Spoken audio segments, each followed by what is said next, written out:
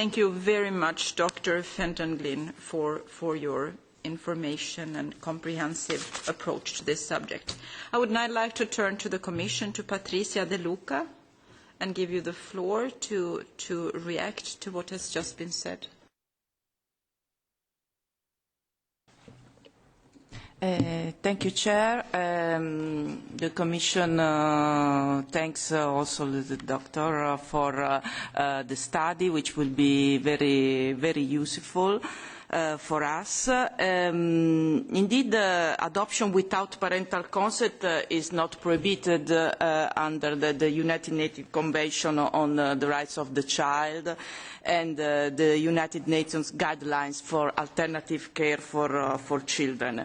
It has to be borne in mind that there is currently no European Union legislation on adoption, which is currently governed by national laws of the Member States, by some international conventions, especially the Hague Convention on Inter-Country Adoption and the Council of Europe Convention on Adoption.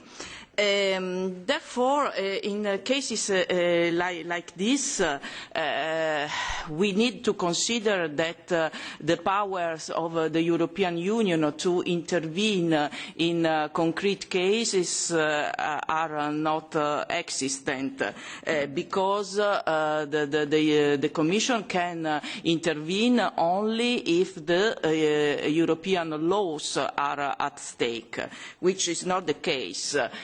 We have a regulation dealing with parental abduction and issue of custody cases, visiting rights, and so on, but only in cross-border situations, meaning when two or more member states are involved.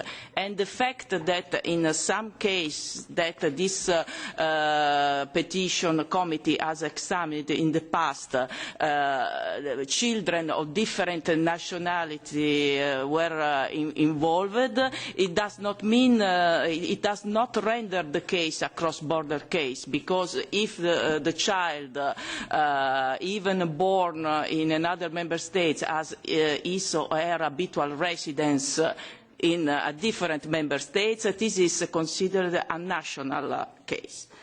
In particular, in the Brussels IIa regulation, there is no rule about the granting of custody and visiting rights, the arrangement for their exercise, and the role of the social and child protection authorities. These are issues which are not governed by EU law.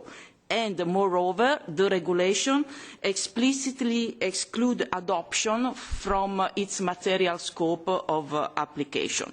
So this is the framework now.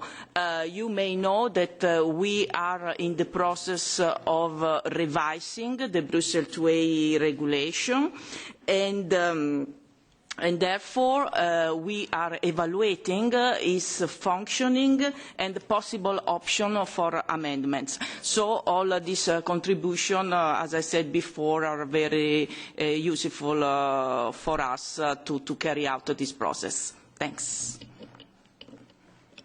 Isn't this a very nice example of interinstitutional cooperation and also on interaction with academia in Europe? I think it could be really fruitful and feed into, provide food for thought, this study and our dialogue also with the Commission in preparation for the fact-finding visit to the UK later on this year, and also for the working group on child protection that was decided to set up and create only earlier today. So this is very timely, and I'm happy for that. So I open the floor now to members for comments or reactions. Mrs.